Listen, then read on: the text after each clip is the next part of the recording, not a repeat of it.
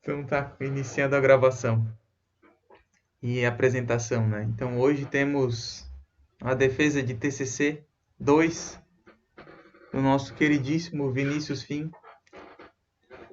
né, que tem o título de Previsão da concentração de poluentes ao nível do solo utilizando imagem de satélite.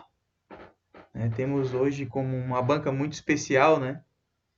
O professor Roberto Fabres e o professor Pedro Luiz Borges Schaff, né? Dois grandes professores e amigos, né? E com certeza contribuirão muito, muito para esse trabalho, que é um dos primeiros que a gente está fazendo sobre isso no Lab, né? Então é meio que pioneiro ali para dentro do nosso laboratório. Eu tenho certeza que a contribuição vai ser gigantesca desses membros da banca.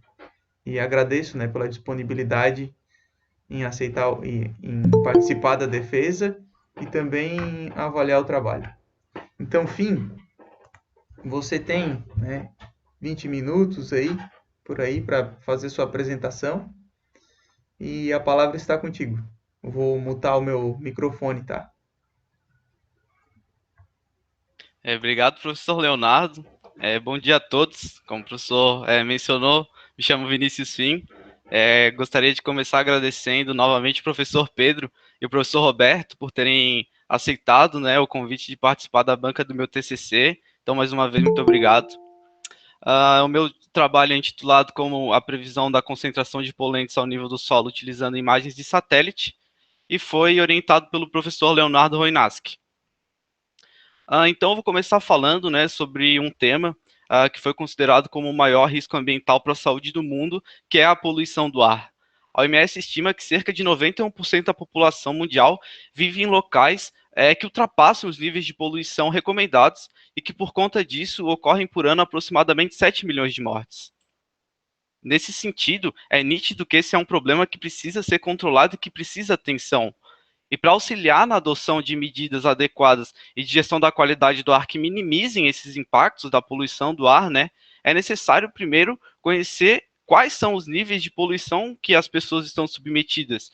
E isso pode ser feito através de um sistema de monitoramento. No entanto, o monitoramento convencional, que é aquele que é realizado por estações de medição, né, que são geralmente fixas, não permitem avaliar a variabilidade espacial da poluição do ar, já que a rede composta por essas estações, na maioria das vezes, é heterogêneo, aí com pequena densidade, concentrada em grandes aglomerados urbanos, então ela acaba por não representar um todo, né, e sim somente um contexto, digamos assim. E a expansão dessa rede, a implantação de mais estações, né, se torna muito difícil, porque além de ser muito custoso, tem a necessidade de acompanhar a operação e realizar manutenção para cada uma dessas estações. E esse problema se torna ainda maior quando a gente trata de países com grandes dimensões geográficas, como é o caso do Brasil, tornando quase que impossível a implantação de estações por todo o seu território, né? Então, falando um pouco sobre o panorama, né, do monitoramento da qualidade do ar no Brasil, em 2019 nós tínhamos apenas 7 unidades federativas realizando monitoramento da qualidade do ar e que de todas as estações brasileiras, 93,4% se encontravam na região sudeste e que, além disso, somente os estados de São Paulo e Espírito Santo disponibilizam em tempo real boletins sobre a qualidade do ar. Isso demonstra a falta quase que por completo das demais regiões brasileiras no quesito de monitoramento da qualidade do ar, né? Uma situação que deveria ser bem diferente caso o PRONAR, que é o Programa Nacional de Controle da Poluição do Ar, criado há mais de 30 anos, estivesse sendo efetivo, que, dentre outras medidas, exigia que todos os estados devessem ter sistemas de monitoramento e de alerta para a população. E dessa forma, métodos alternativos que ajudem a suprir as limitações da rede de monitoramento convencional, aquela que é realizada pelas estações, como eu mencionei, são necessários. E dentro do contexto da poluição atmosférica, o sensoriamento remoto é a principal alternativa que vem sendo aplicada por atender uma ampla cobertura geográfica e ter custos relativamente baixos quando comparados a outras formas de aquisição de dados. E dentro dessas novas tecnologias que estão surgindo, instrumentos de sensoriamento remoto se encontram a bordo de satélite, trazendo grandes vantagens, como o monitoramento atmosférico em escala global, viabilizando, né, justamente estudos em áreas onde não existiam estações de monitoramento, por exemplo.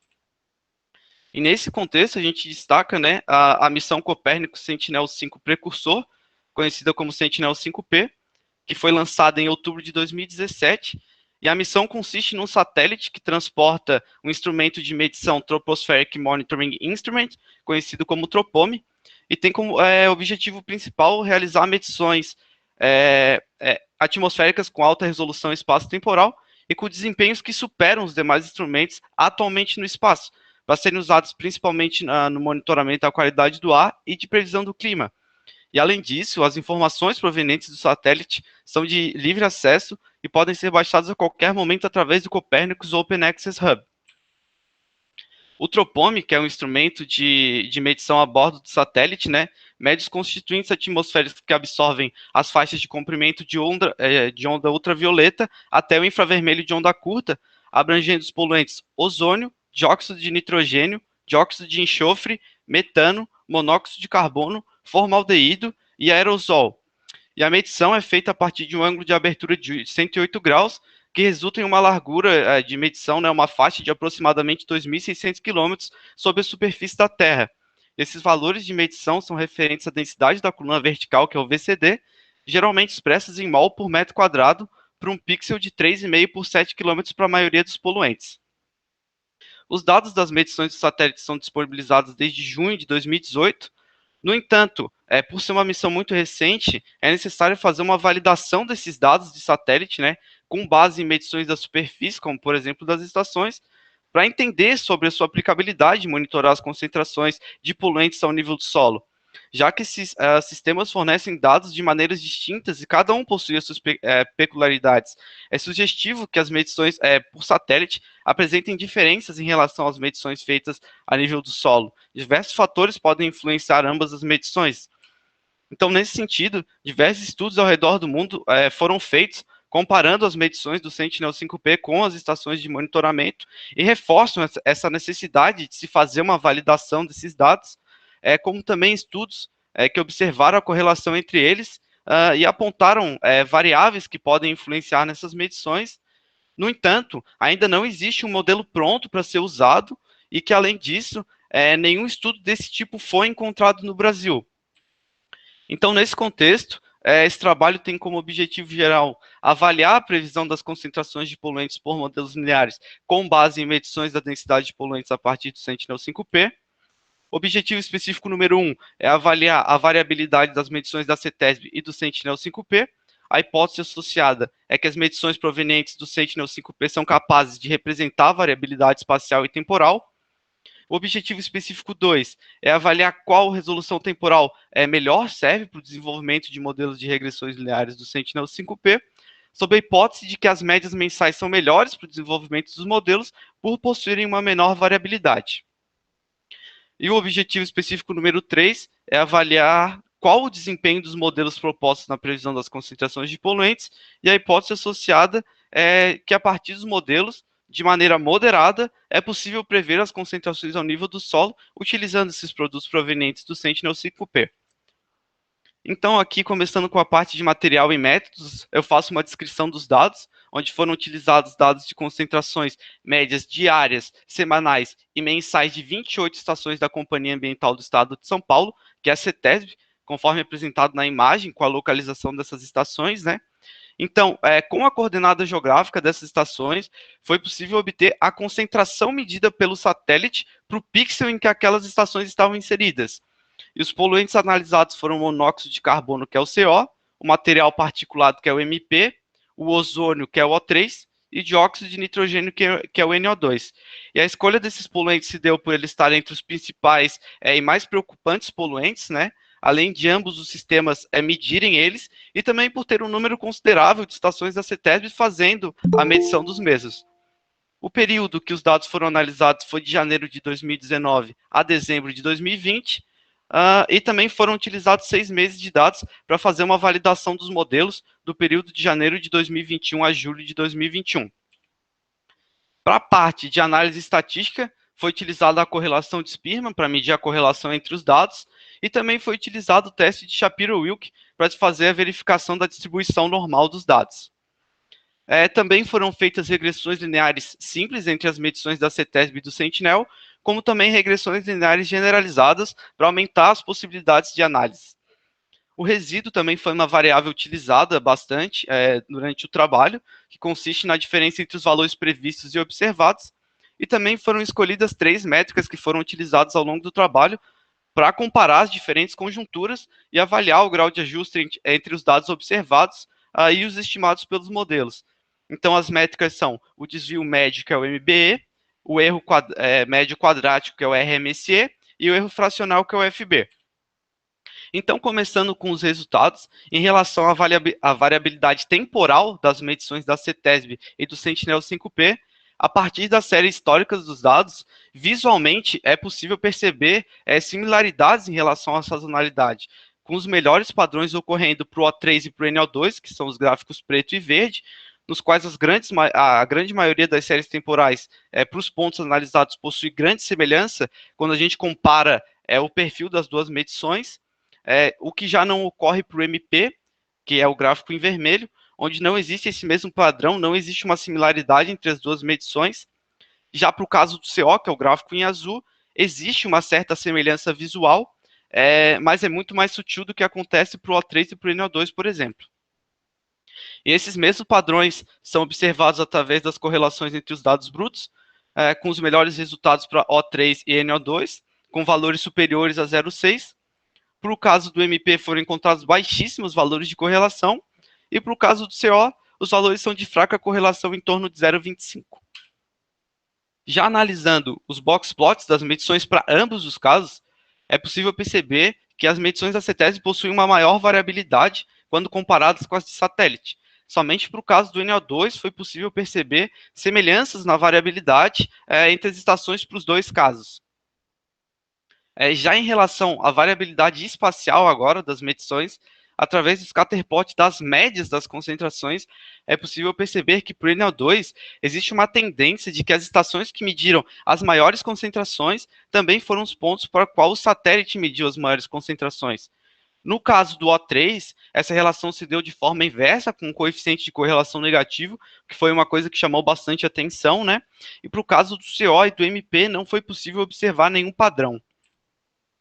Agora, em relação aos diferentes tempos de média no desenvolvimento dos modelos, realizando as regressões utilizando os dados diários, houve um grande espalhamento dos pontos em torno da linha de regressão, mesmo para aqueles poluentes que apresentaram uma correlação significativa anteriormente, como foi o caso do O3 e do NO2, e que, além disso, observando a figura da direita, no qual os pontos em vermelhos representam os modelos das estações que não obtiveram uma distribuição normal dos resíduos e os pontos azuis são as que obtiveram uma distribuição normal dos resíduos, fica evidente a predominância dos pontos vermelhos, né? Ou seja, a grande maioria dos modelos possui uma distribuição não normal, indicando que eles não são adequados. E dessa forma, utilizando as médias semanais e mensais, percebeu-se que à medida que o tempo de média era elevado, o desempenho era melhorado também. É possível notar na imagem da esquerda uma melhor aderência dos pontos à reta de regressão conforme se aumenta o tempo de média. Os pontos foram se estreitando cada vez mais e, consequentemente, diminuindo os valores de erro. Como é possível perceber na imagem da direita, que os valores de RMSE diminuíram com o aumento do tempo de média. Nesse caso, por exemplo, para o NO2, né, a gente vê o tamanho das barras diminuindo conforme se aumenta o tempo de média, ou seja, a magnitude dos erros foi diminuindo. Mesma situação a gente pode perceber aqui nesse caso para o CO também. Além disso, a distribuição dos resíduos começou a ser classificada como normal para esses maiores tempos de média. Então, quanto maior o tempo de média utilizado, uma maior quantidade de modelos apresentava a distribuição normal dos resíduos. Na figura da esquerda, como a gente já viu, utilizando as médias diárias, a grande maioria possuía uma distribuição não normal. Já na figura da direita, utilizando as médias mensais, a grande maioria é de distribuição normal, que é contemplada pelos pontos em azul. Então, agora acerca da avaliação do desempenho dos modelos, ela foi tomada com base nos modelos gerados a partir das médias mensais, justamente por eles apresentarem os melhores resultados e seus resíduos possuírem uma distribuição normal. Então, analisando as melhores conjunturas para cada poluente, a média dos valores de RMSE representa um erro de aproximadamente 24% para CO, 38% para MP, 16% para O3 e 25% para NO2. E percebe-se que os erros foram semelhantes entre as estações, não existindo estações com erros significativos muito maiores do que as outras, com exceção do MP, que é o gráfico em vermelho, que apresentou grandes amplitudes de valores, onde o maior valor de erro chega a ser até 4 vezes maior do que o menor erro. Já analisando os valores de correlação de Spearman entre os dados estimados pelos modelos e os dados observados, a gente vê que para o poluente NO2 existiram bons valores de correlação acima de 0,5, né? Já para os demais poluentes, os valores foram muito pequenos e sem significância estatística, como é o caso do CO, com valores da média de 0,1 e com a maioria deles sem significância estatística, né? Já através dos valores de MBE, é possível perceber que, na grande maioria dos casos, os modelos acabam por superestimar os valores das concentrações observadas, né? Com as barras tendendo a estarem na parte superior do eixo Y do gráfico, indicando uma superestimação em micrograma por metro cúbico das concentrações, e percebe-se também que algumas estações possuem valores de MBE muito mais elevados do que quando comparados com a média, né, com as barras muito maiores que as demais, indicando a predominância de erros sistemáticos para essas estações. Com base nos valores médios de erro fracional, para as melhores conjunturas, os poluentes CO, MP, O3 e NO2 possuem 29%, 3%, 6% e 19% de superestimação em média, respectivamente. No entanto, para o MP, é possível perceber que mesmo a média de superestimação sendo pequena, na verdade existe uma grande amplitude entre as subestimações e superestimações. Então, acerca das considerações finais, né, sobre a avaliação da variabilidade das medições, de forma moderada, o Sentinel-5P conseguiu representar a variabilidade temporal das concentrações dos poluentes com similaridades visuais em relação à sazonalidade dos dados, com exceção do MP. E já em relação à variabilidade espacial, também foi de forma moderada para NO2 e O3, com os maiores valores de correlação encontrados. Já para CO e MP, esses valores de correlação foram muito baixos. Acerca dos diferentes tempos de média, à medida que o tempo de média foi aumentado, o desempenho dos modelos também foi melhorado, já que os modelos conseguem capturar melhor um padrão mensal por eles possuírem uma menor variabilidade, né? Gerando então modelos com distribuição normal dos resíduos e com menores valores de RMSE. Sobre a avaliação do desempenho dos modelos, em média, os modelos tendem a superestimar as concentrações observadas dentro de uma faixa aceitável, não passando de 30% nas melhores conjunturas, e os baixos valores de correlação e sem significância estatística para a maioria dos poluentes sugerem a presença de erros aleatórios gerados por variáveis que não foram contempladas nos modelos.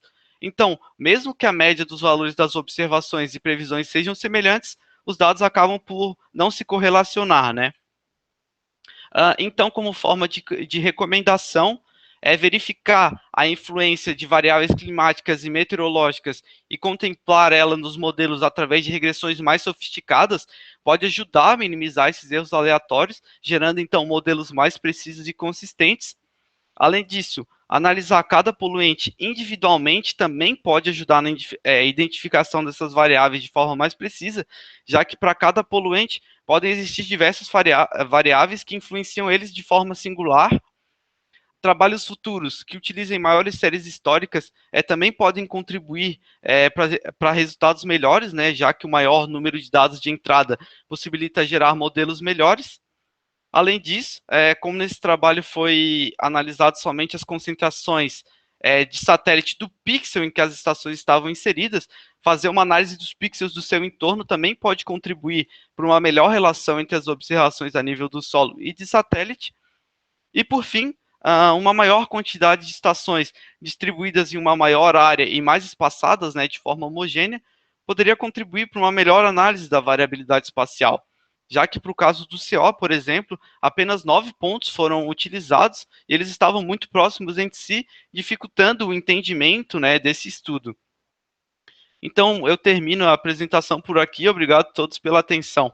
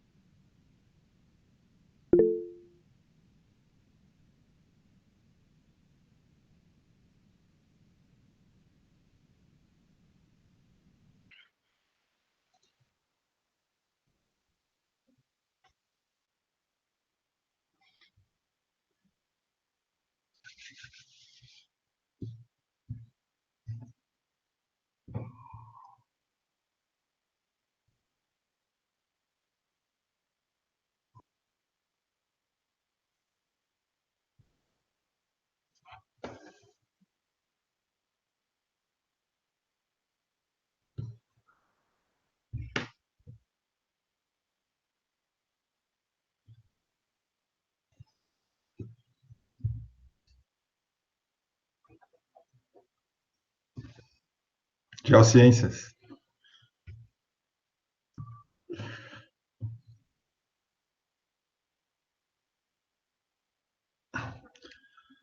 Então tá, obrigado, Leonardo, né, pelo convite. Difícil não falar Léo, né, professor, né? Quando a gente fica muito amigo, né, já fala qualquer coisa, na verdade. Mas obrigado, Léo, pelo convite, Vinícius também, né? Obrigado aí pela oportunidade de estar aprendendo com vocês sobre qualidade do ar. Não é algo que do meu dia a dia, então eu vou tentar focar mais na parte do sensoriamento remoto, que é onde eu posso contribuir mais com o teu trabalho.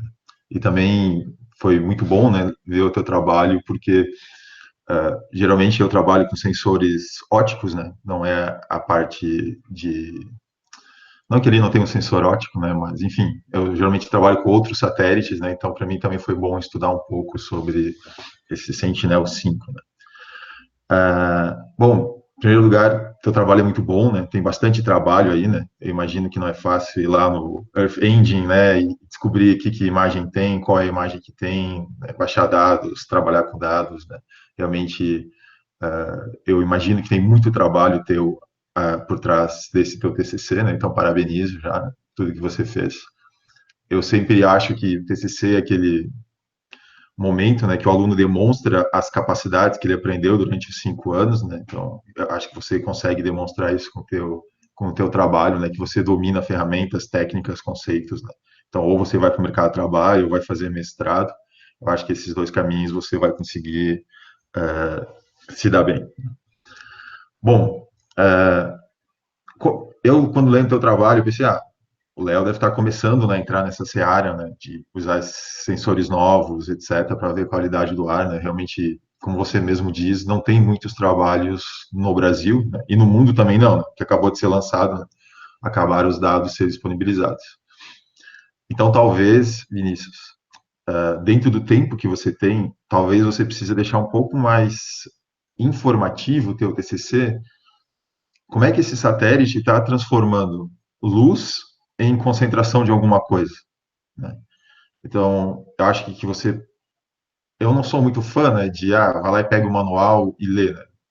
Por acaso, os manuais do Sentinel-5 para cada concentração de coisa é muito grande, né? Se você pegar o manual do Landsat 7 ou 9, ou tanto faz qual for, né? 9 não foi lançado, ainda mais o 8, o 9 vai ser lançado daqui a pouco.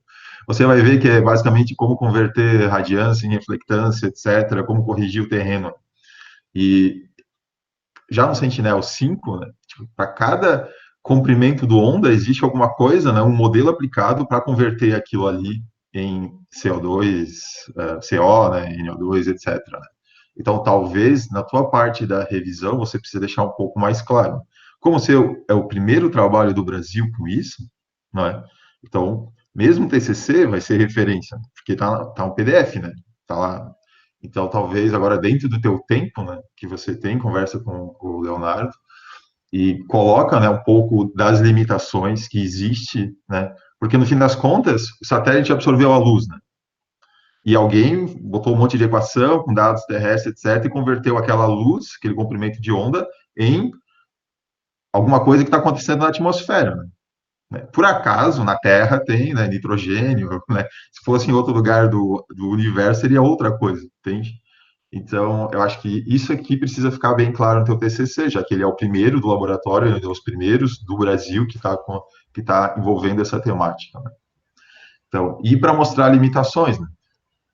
Em algum momento eu fui descobrir que nitrogênio é mol pelo não sei o quê, né?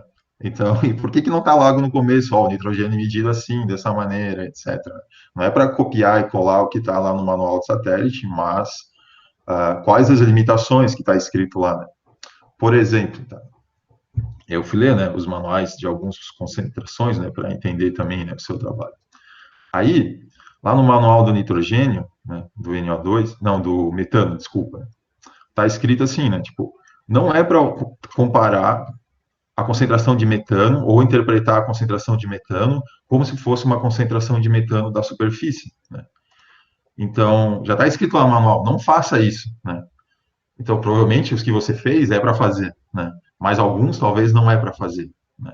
Então, algum é só um indicativo espacial, onde tem mais, onde tem menos. Então, eu acho que isso é uma coisa que ia dar um pouco mais de brilho para o teu trabalho, que é justamente essas informações do satélite. Também, qual é o tempo de revisita? Eu não sabia, né? Eu fui descobrindo, teu trabalho não é bem claro, né? Então, tipo, uma vez por dia o satélite está passando. Aí, eu quero te perguntar, primeira coisa. O satélite, ele é uma foto, né? A priori, aquele sensor está captando aquele instante da superfície terrestre, né? E a luz que está sendo trazida, e o que está acontecendo no meio da atmosfera, beleza? Por que que tu não pegou exatamente a informação do horário que o satélite passou para a informação do horário da medição da Sabesp e comparou os dois? A pergunta seria, não, se fosse comparar a mesma hora que o satélite passou com a da CETESB, assim. É uma boa pergunta. Na Não parece que tem verdade, mais lógica fazer? parece que tem mais lógica, mas igual o professor comentou, trabalhar com esses dados ali no Earth Engine é difícil acessar esses dados, assim, principalmente ainda ali na parte das concentrações horárias, né, que seria a hora que ele está passando. Então, por conta disso, foi utilizada a média, porque não necessariamente o satélite passa só uma vez em cima daquele ponto, né? Às vezes ele passa 2, 3 vezes até ele realiza uma medição naquele ponto. Eu acho, tá? Lendo o manual, lendo satélite, tá? Eu não conheço nenhum satélite de revisita de mais de uma vez por dia, tá?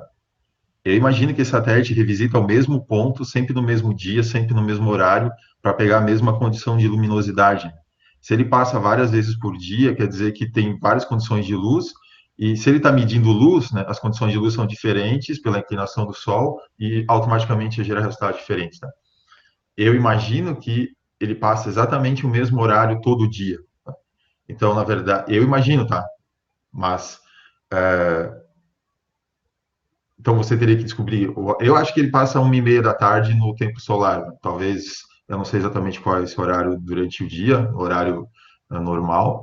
E você poderia pegar aquela concentração da estação em campo, né? Exatamente daquele horário, né? Ou antes ou um pouquinho depois, para comparar. Então, por mais que você tenha uma imagem por dia, aquela imagem ele passou num horário, né? Não tem uma média de várias imagens que ele passou naquele dia. Então, talvez no futuro, né, pensar que tipo, você foi aumentando o tempo, né? Então, talvez devia diminuir, né? Sair do instantâneo para depois avançar para as médias mensais, diárias, etc.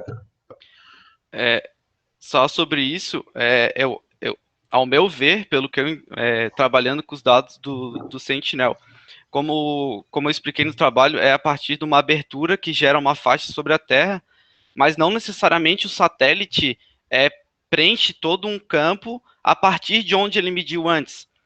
Então, ao meu ver, ele acaba gerando faixas sobre faixas, né? Então, vão ter pontos que vão coincidir, como se fosse uma intersecção de círculos, né? Vamos pensar como se tivesse um círculo, outro círculo, e na verdade existe uma interseção no meio deles onde ele vai medir duas vezes. Ao meu ver, era isso que acontecia. Às vezes, até quando ia consultar os dados das concentrações lá através da programação, né? Eu fazia a média dos valores porque ele me fornecia mais de um valor para o mesmo dia, com os horários, né?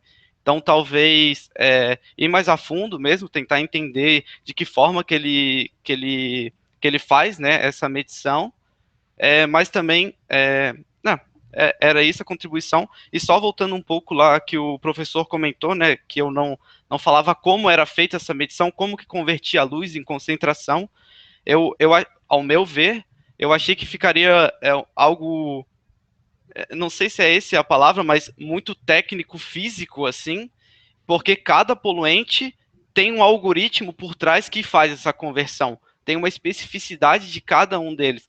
Tanto que se a gente for ver os trabalhos que foram feitos ao redor do mundo, a maioria deles acaba focando num só, né? Para trazer mais essa especificidade, explorar mais um poluente.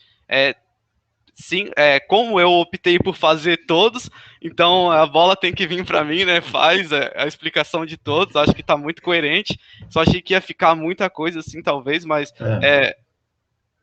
Eu acho que esse é o desafio de você como pesquisador, né? Pegar aquela coisa técnica, né? Como você agora é o especialista em qualidade do ar por satélite, né? Então, cabe a você, como especialista, transladar um pouco, né? Claro, não pode ser telégrafo, né? Tipo, ó, a equação é essa, acabou, né? Mas cabe a você olhar aquilo lá e ver o que é o mais importante. Ó, assim funciona. Por exemplo, essa questão do metano que eu estava vendo, ele usa, na verdade, dados de outro satélite que também tem para fazer uma conversão, etc. Então, são essas coisinhas que poderia deixar o leitor, não foi o que você trabalhou, mas poderia deixar o leitor um pouco mais inteirado daquilo que você está trabalhando.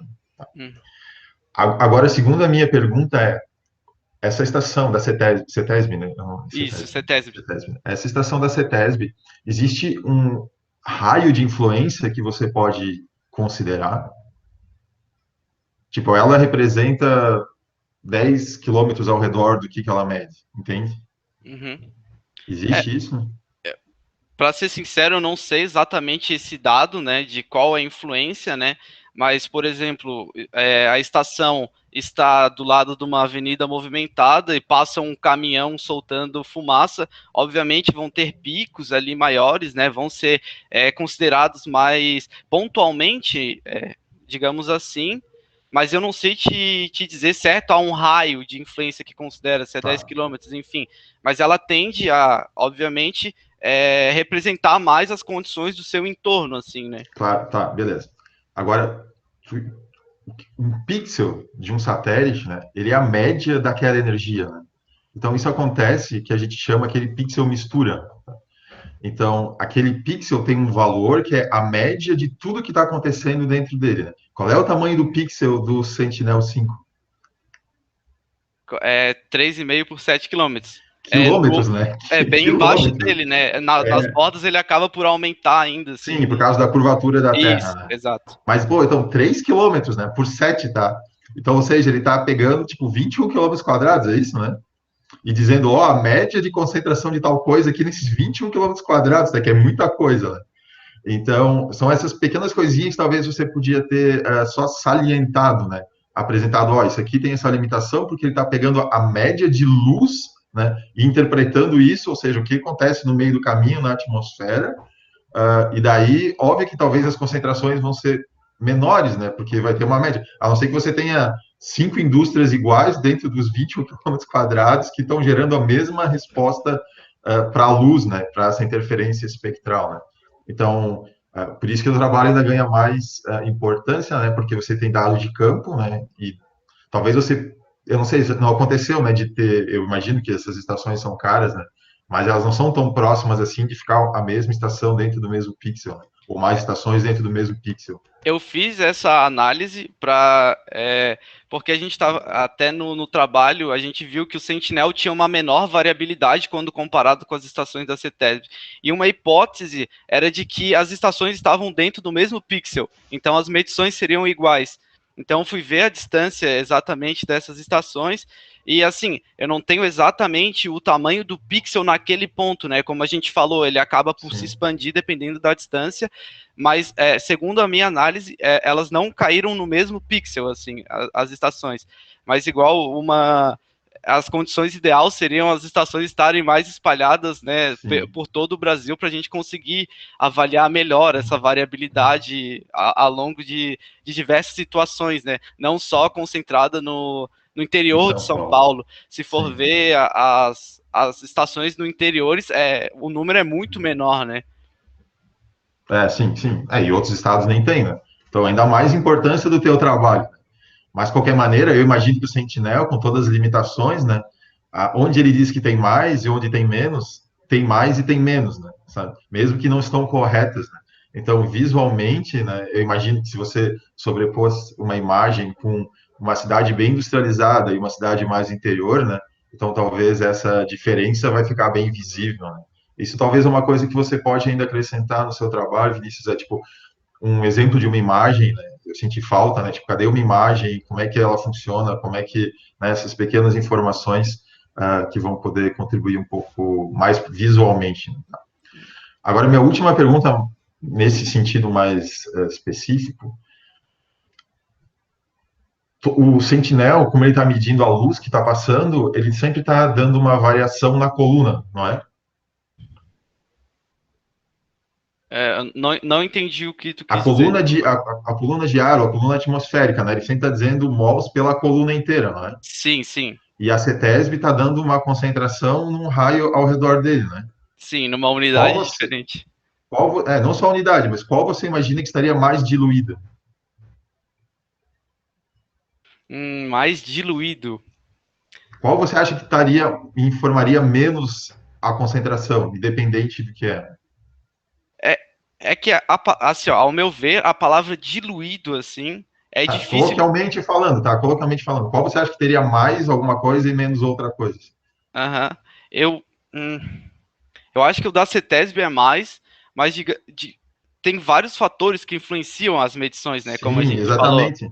É, eu, Alguma coisa está concentrado no solo, isso. outra está concentrado mais alguma camada da atmosfera, não é? Sim, o satélite acaba por medir um perfil maior do que Isso. o da CETESB, né? A CETESB mede, as estações, desculpa, medem os poluentes aprisionados até uma determinada altura da troposfera, que é a camada limite, enquanto que o satélite vai medir todo esse perfil, da distância dele, mas tem vários fatores que acabam por influenciar. De grosso modo, falando, parece que o satélite, por medir maiores alturas, vai considerar uma camada maior e vai medir mais, mas não necessariamente, porque tem a presença de nuvens que acaba por atrapalhar nas medições e diversos outros fatores, como vento e etc. Assim.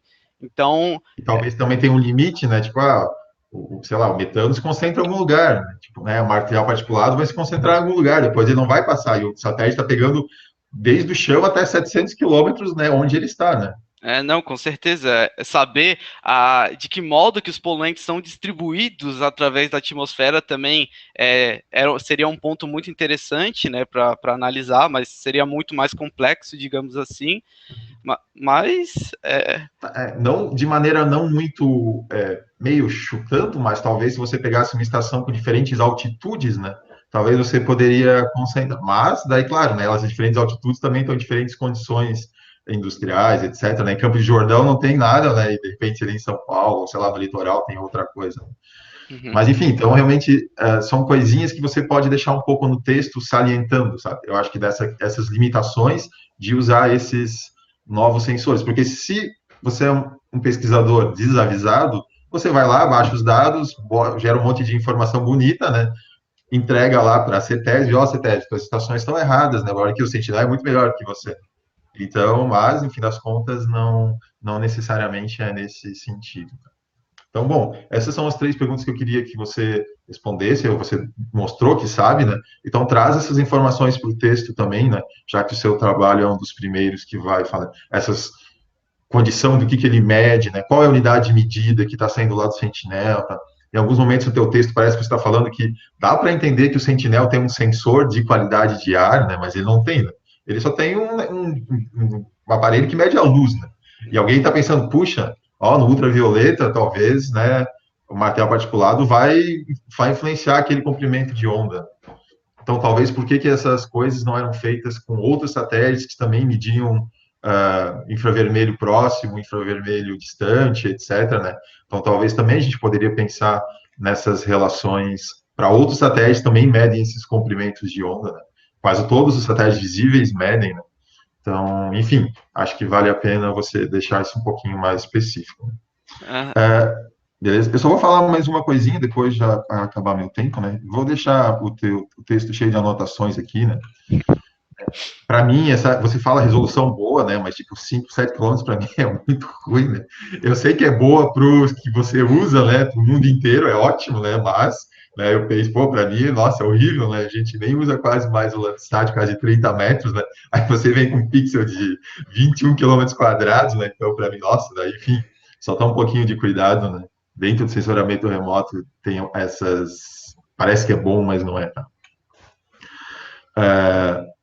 E eu só vou sugerir, na tua hipótese 1, para tu colocar assim, tá? As medições provenientes do Sentinel-5P são capazes de apresentar a variabilidade espacial e temporal, que é a hipótese que você quer refutar ou não, de maneira precisa, né? Ou de maneira acurada, ou de maneira com qualidade, né? Porque se você tem um monte de estação e você tem dados de medição horário, por que você não usa uma crigagem para interpolar, sabe? Você consegue fazer distribuição espacial, não é? E você tem distribuição temporal também, um dado diário, um dado, né, a média diária, vai lá e interpola, tem gente que faz com chuva, né? Então, não é que o Sentinel veio, ou o satélite vem monitorar onde não tem, aliás, né, melhorar essa distribuição espacial. Na verdade, ele vem melhorar a distribuição espacial do dado porque ele é concentrado, né? Mas você pode reinterpolar, né? Então, basicamente, o satélite ele vai sempre medir onde a gente não consegue chegar, né? Então, no fim das contas, essa é a ideia, né? Então, só cuida um pouco no teu texto isso, né? O satélite, ele não está suprindo essa falta. Isso a gente consegue fazer, né? Ele só está melhorando a completude de monitoramento no mundo inteiro, né? Ao mesmo instante. Acho que essa é a ideia básica.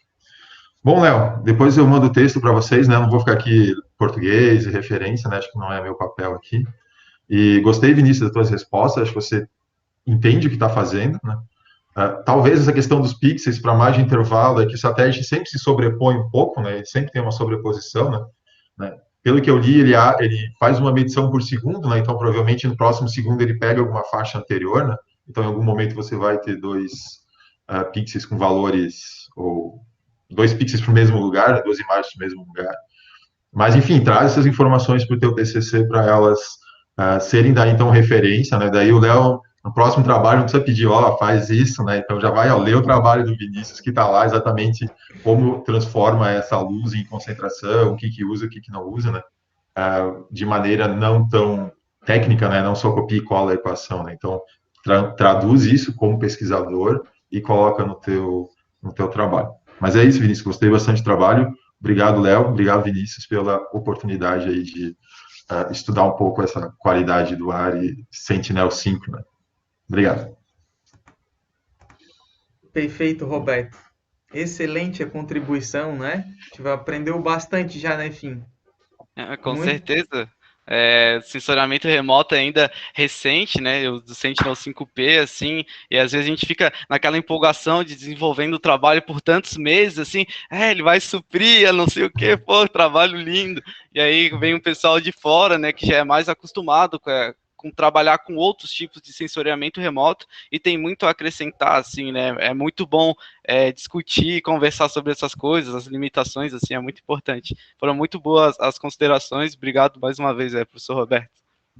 É excelente, excelente a gente trazer esses dois mundos, né, de medição no solo, porque mede, na verdade, a CETED tem um tubo mesmo, né, que é numa altura específica e a camada da atmosfera ela é bem estratificada de turbulência, né? Se mede perto do solo, vai pegar a emissão veicular, se mede mais em cima, então é o ponto mesmo, é uma altura específica, né? Então, onde mede e trazer isso, comparar com o Sentinel, é mundos realmente unidades diferentes. Né? A contribuição maravilhosa, né? Com certeza a gente vai muito agregar no estudo, né, Fim? Com certeza. E agora tem outra contribuição que eu tenho certeza que vai trazer bastante coisa para a gente, né? Que é do professor Pedro. Vou passar a palavra para ele. Tá?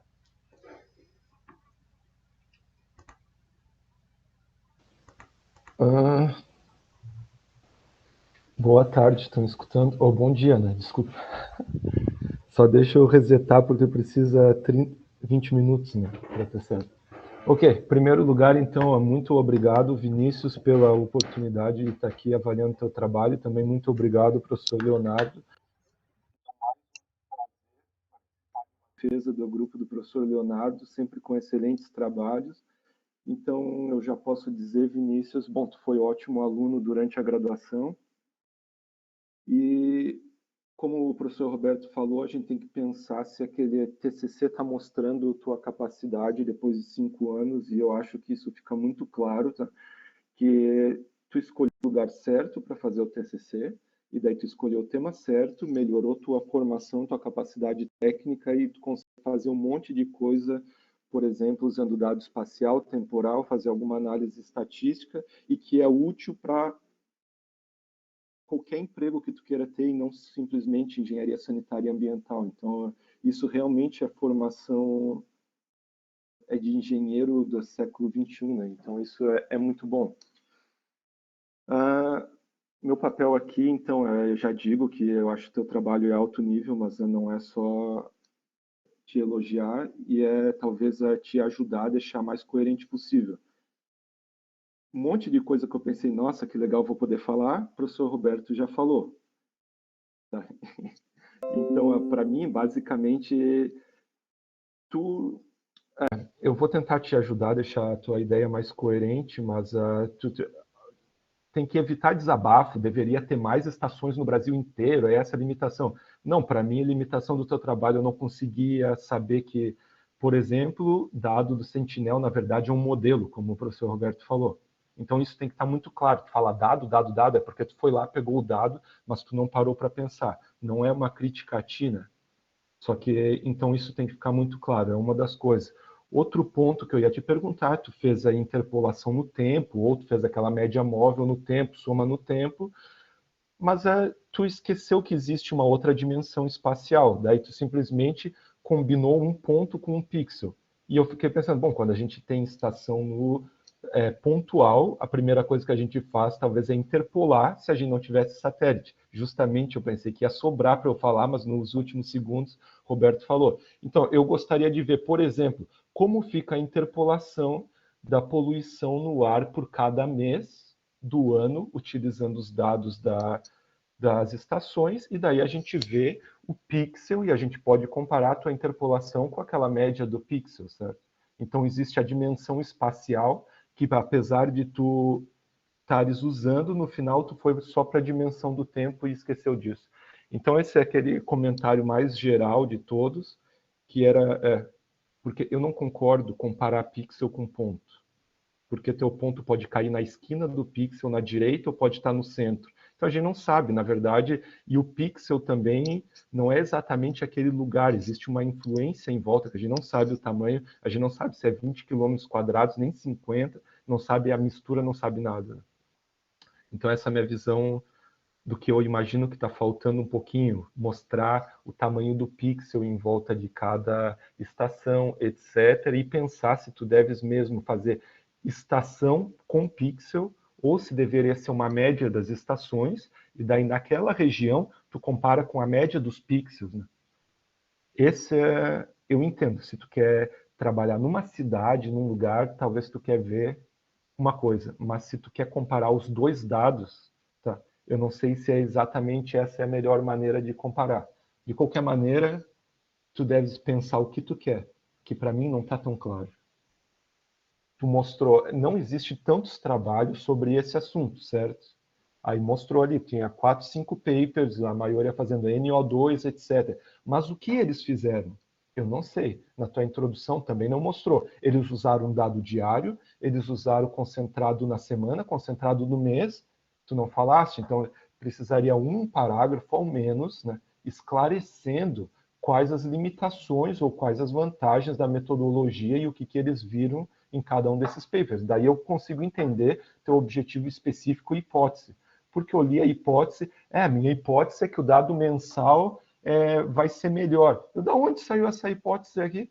Simplesmente tu calculou, e daí óbvio que quando tu faz soma, as coisas tendem para uma normal, e óbvio que o resíduo vai ser normal de quanto maior a soma. Aí depois disso tu criou aquela hipótese, só que não faz tanto sentido para quem está lendo o teu trabalho na ordem, né? Tá? Então, minha sugestão é deixar claro o que esses trabalhos fizeram. Ao invés de usar teu tempo para desabafo, deveria ter mais, deveria ser isso. Não. Em vez de ser aquele filho reclamando do pai, né? Mostra aquele eu estou lavando a louça, eu estou ajudando tudo aqui, e ainda, né? Meu pai não me deu tanto dinheiro, mas a minha contribuição tá boa, assim. Entende a diferença? Isso significa teu lado profissional. Eu não tô...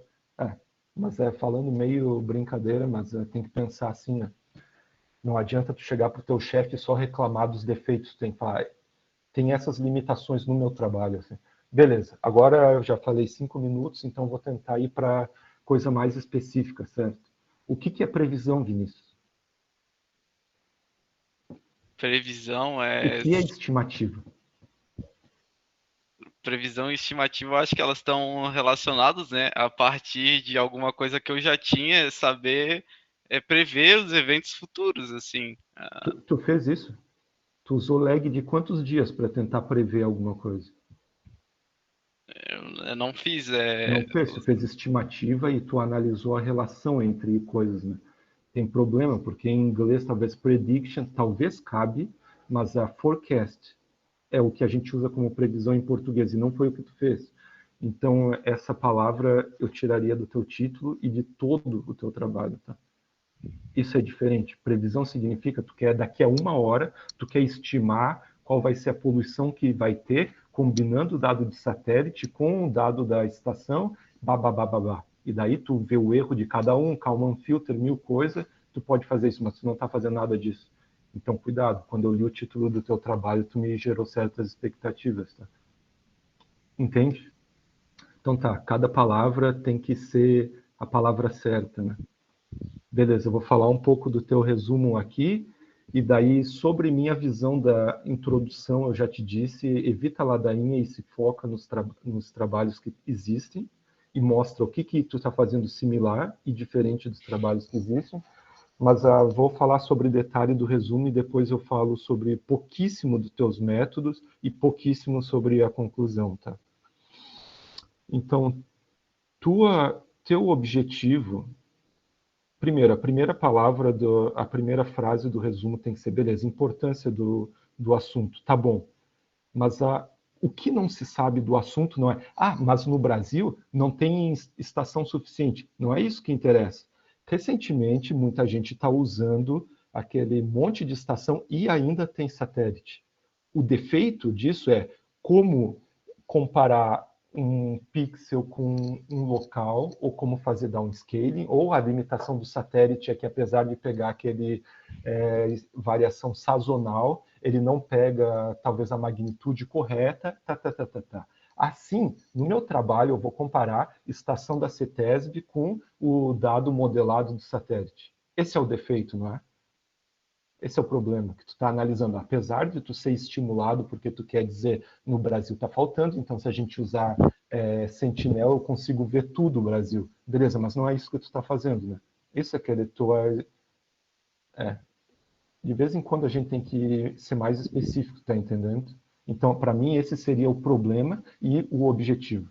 Daí, no teu objetivo, porque a gente chega no objetivo, usando modelos lineares, que eu não sei o que é, porque para mim modelo linear, eu já penso em sistema linear, que é outra classe de métodos que tu não está usando também, tu usou regressão, etc. Então, na verdade, teu objetivo pode ser simplificado e não misturado com métodos, etc. aqui. Tá entendendo?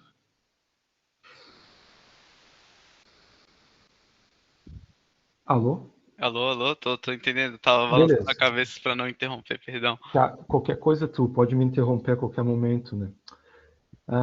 Tem mais algumas coisas no teu resumo, mas vou chegar agora para metade para o final do teu resumo com várias coisas que eu não sei se eu concordo. Beleza, tu destaca os locais onde foram medidas maiores concentração pela CETESB, tendem a ser os locais que também teve do Sentinel.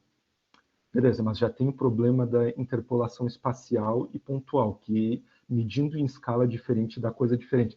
Mas eu te pergunto, isso tu descobriu com o teu trabalho? Ou isso não seria esperado? Não necessariamente, é porque esse foi um perfil também que não foi observado para todos os poluentes, né?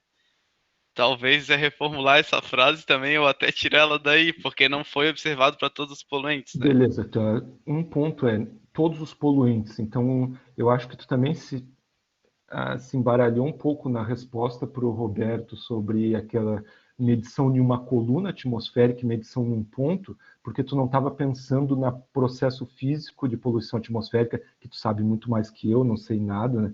Mas de qualquer maneira, tu tem que pensar sobre onde está a fonte, certo, do poluente. Então, provavelmente, perto do solo, tem mais fonte, mas tem algum poluente que talvez é mais misturado, vem de algum outro lugar. Então, talvez tu deve pensar sobre isso, mas eu sei, é difícil ter tempo para fazer tudo o que tu fez e ainda pensar profundamente para discutir cada resultado. Mas eu te pergunto, tu achas que a CETESB iria instalar uma estação de monitoramento de poluição do ar num lugar onde tivesse pouquíssima poluição? Acho que não, é bom. Provavelmente não, porque eles querem saber quando que está ultrapassando algum limite, problema de saúde, então que vai ocasionar algum problema de saúde, etc. Então, qual o problema? Teu estudo não é exatamente o design do teu estudo, não é feito a priori, querendo comparar lugares onde tem baixa e alta poluição. Tu está aproveitando o que tem disponível, entende? Então, o que tem disponível também não foi pensado de maneira que não tivesse bias ou um viés nesse monitoramento. O monitoramento, com certeza, é enviesado para locais com mais alta poluição, porque a gente tem pouco dinheiro para investir, então a gente tem que saber onde está o maior problema, infelizmente. Entende, né? O que eu estou falando? Então, por isso eu não gosto tanto dessa frase, mas eu entendo ela. Só que aí tu tem que reescrever pensando sobre isso. Obviamente, os locais onde tem as estações são os locais mais poluídos, e a gente vê alguma coisa assim. Beleza.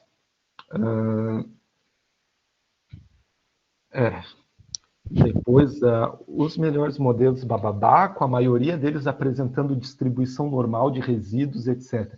Beleza, eu te parabenizo, porque com certeza o Léo te encheu o saco quando faz uma regressão. A gente tem diversas hipóteses sobre os resíduos e elas nunca são cumpridas e ninguém nunca avalia os resíduos, né? Então, eu entendo que tu avaliasse isso, mas chegou sobre análise de resíduo do nada para mim aqui. E eu acho que não é o filé mignon do teu trabalho. Então, o teu trabalho, no resumo, evita a discussão e evita algum detalhe metodológico que talvez tu se encantou, né? Nossa, que legal, nunca tinha pensado nisso, mas isso daí vai embolar para a pessoa de fora que está lendo, tá?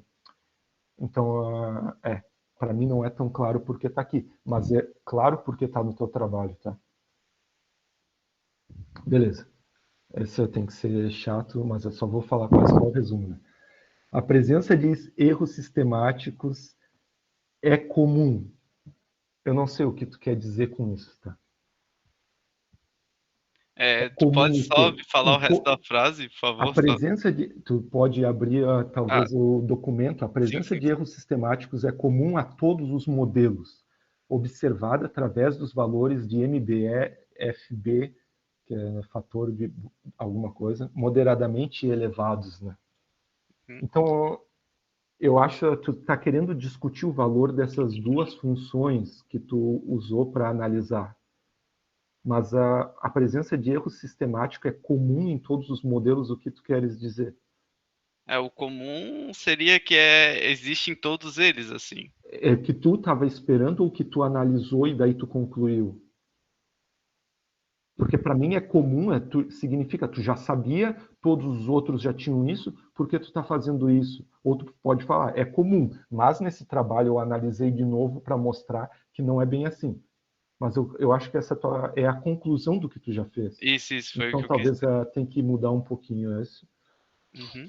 E depois, também fraco em inglês usa weak, mas aí em português talvez baixo é melhor, e eu ouvi tu falando baixo, né? Baixa correlação, etc. Sugerem a presença de erros aleatórios gerados provavelmente por variáveis não contempladas, blá, blá, blá, blá, blá. O que tu quer dizer, né? Primeiro, erro aleatório sempre vai ter. Daí, tu pode colocar um monte de parâmetros, só que tu vai acabar fazendo overfitting do teu modelo. Então, isso é só uma ladainha que está parecendo bonito, mas não quer dizer que tu pensou profundamente sobre isso, tá? Então, eu evitaria esse tipo de coisa. Beleza? Erro aleatório tem erro só da medição. Tem erro que tu vai esquecer de colocar alguma coisa ali. Eu concordo. Mas tu fala, então eu tenho que considerar muito mais parâmetros. Quem disse? Tu pode considerar na período da tua estimativa, vai dar muito bem. Próximo ano que tu vai usar, tu simplesmente fez eu não sei exatamente, overfitting, né? Eu acho que tu entende o que eu estou falando, assim. É tipo passar um polinômio em terceiro grau em 3 pontos, é loucura isso. Tá. Beleza, falei 15 minutos agora, então meio pancada, né? Mas não se assusta, é pouco tempo e também eu incomodei o Léo, que eu tenho que sair daqui a pouquinho. Beleza, deixei um monte de comentário nos teus objetivos específicos, objetivo geral, hipótese, etc. Não concordo com tudo exatamente. E o objetivo específico tem que, para mim, o que está escrito no final da introdução está melhor escrito. o objetivo geral, desculpa. Tá? Nesse trabalho a gente vai fazer tá. Esse é o que está melhor escrito. Aí chega no objetivo geral, está diferente. Então tem que ser consistente. Se tu vai fazer uma coisa, aquele objetivo geral, sempre igual em todo o trabalho. Tá? Beleza, eu também senti falta de estar claro que é modelo. E aí eu senti falta de estar claro que é pixel, o tamanho do pixel para ver no mapa, etc. Quando tu mostrou aquela animaçãozinha de Santa Catarina na apresentação, é muito melhor. E eu acho que tu tá meio econômico no título das tuas figuras, né? Tá? Tu tem que caprichar um pouquinho mais, falar um pouquinho mais. Figura 3, localização das estações analisadas. Eu não preciso nem fazer teu trabalho para escrever esse tipo de título, né? São 10 estações da CETESB, não sei quantas, que estão em São Paulo, no lado A é o Brasil, é babá, tá? Gasta tempo escrevendo isso para ser autoexplicativo. Ok, sobre análise estatística, seção 3.2, eu achei aquele uma miséria que está escrito, né? Eu não sei nem se deveria estar ali. Sobre 3.3, também não gostei muito da tua descrição. Tu tentou caprichar ali, mas, por exemplo, CETESB é igual a beta 0 mais beta 1 vezes Sentinel. O que é CETESB? Eu suponho que é teu Y chapéu depois. Então não está coerente, né? É isso? Uhum. Na próxima página tem Y chapéu, eu não sei o que é. E também tu chama resíduo de Ezinho chapéu, né? Só que resíduo parece tanto faz diminuir um do outro, mas geralmente é monitorado menos modelado, tá? Então tem que mudar ali. E eu não usaria e-chapéu, porque só existe uma maneira de calcular resíduo, não existe o resíduo verdadeiro, tá? É diferente de erro, que a gente, apesar de botar tudo no mesmo bolo, porque a gente supõe que o resíduo que sobra é o erro aleatório só do dado monitorado, mas não é. Então, eu usaria Ezinho, como tu usou, sem chapéu, só que YI menos Y chapéu, tá? Meio besteira, mas é importante. E tu falasse sobre média móvel, aquela poluição acumulada em uma hora, um dia, uma semana, etc. Lugar nenhum tu explicou isso no trabalho. Depois, então fez isso, tem que colocar nos métodos, né? E isso é coisa que, beleza, eu vou testar assim. Ok, 18 minutos, eu gostaria de falar muito mais, mas acho que ninguém quer me ouvir, nem tu tanto, né? E daí, finalmente, eu vou para a conclusão. Tu fez um monte de coisa, tá? Mas eu acho, mesmo na tua apresentação, a conclusão começou tu querer botar coisa e ficou meio cheia demais. De vez em quando a gente tem que concluir de maneira mais sucinta, valorizando o que tu tem e também não fazendo muita deveria ter mais estação, deveria ter mais isso e mais aquilo. Não, tu tem que ser maduro para reconhecer problema do que tu fez e não do que está faltando para ti, certo? Beleza. Mais uma vez, então, 20 minutos, né? Parabéns, Vinícius, obrigado pelo convite. Parabéns, Leonardo, por estar ajudando a formar engenheiro de qualidade e de verdade que a gente precisa para o século XXI. E também agradeço por fazer parte da banca, poder escutar o Roberto também. É isso. Muito obrigado. Sim.